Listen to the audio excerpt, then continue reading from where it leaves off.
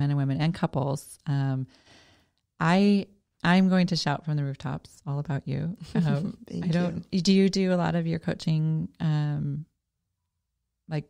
You have to, because you live in Joshua Tree. Yeah. Nobody lives there. So you can do things over phone and Skype and all that kind of good stuff. Exactly. Right? Awesome. Do you tell me a little bit about this retreat center in Joshua Tree? Like, are you guys going to start having events soon? Yeah, absolutely. We actually just officially opened in December. So we are available for events, retreats. The property sleeps about 30 people. We do all sorts of, mindfulness, yoga retreats there. We do weddings as well. And what's the name of it? It's called Wonder Valley Hot Springs. Wonder Valley. I like that. Yeah, and it's beautiful. We have all natural thermal hot springs. Water comes out of the ground at 130 to 135 degrees there. So really potent and just delicious to soak in. I feel really, really lucky. What is the benefit of soaking in a hot spring besides the warmth? So it depends on the different minerals. Ours has high salt content. So like you would take an Epsom salt bath. There's that benefit of soaking in the water that just kind of draws, people believe it draws toxins. I'm not sure if we have any scientific evidence of this, but it feels really good. And we also have silica in the water, which has been shown to be good for skin and nails and hair and stuff. Oh, yeah. Perfect for a retreat.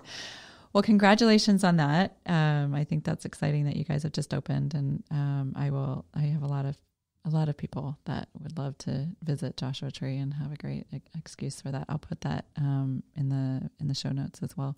I want to keep going for like another hour, and I realize that you have to go back to San Francisco. So I'm like, but let's anything else that you want to jump in on? Yeah, I really wanted to leave you and anybody who's listening to this with one last thing, which is to bring it back to the beginning where you were talking about how you're working on cultivating stillness and learning how to feel your emotions more deeply.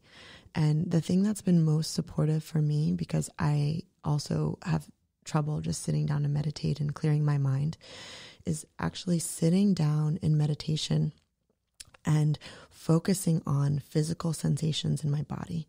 Because I've found that if I'm focusing on physical sensations in my body, that gives me something to pay attention to other than letting my mind wander.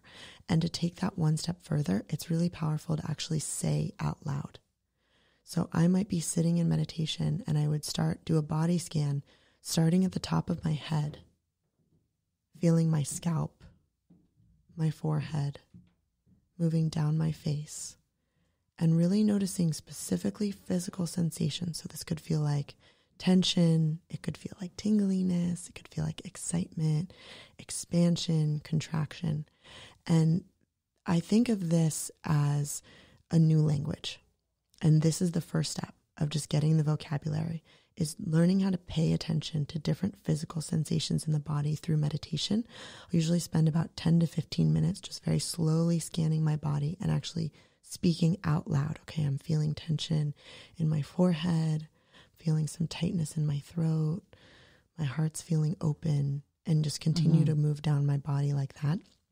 And then you establish a baseline, which you can take into your day. So then if somebody yells at me on the street, or maybe somebody gives me a smile, I can tune into how that affects the physical sensations inside of my body without trying to change it or make it to be a certain way. But, oh, wow, I noticed that, my chest was feeling kind of contracted this morning. And when this random stranger smiled at me, my chest felt more open. Isn't that so interesting? And that just builds a deeper awareness of what's happening in the physical body at any given time. And it's a really beautiful foundation that all of this other somatic embodiment work around feeling our emotions as physical sensations in the body, that's the foundation that it all lives on. So good. I honestly, I cannot wait to go home. I'm going to go home and I'm going to do all the meditating. And I'm so grateful for the information that you've given to me. I know it probably felt a little bit like a personal coaching session, but this is perfect. I love being able to chat with you about it. It's fun. Actually, there's a lot of people upstairs in the co-work that I do this with.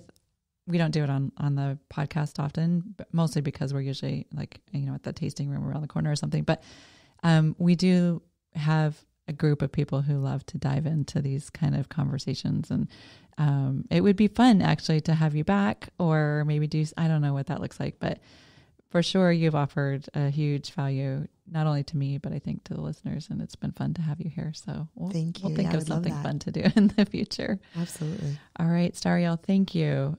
We will keep in touch for sure. Perfect.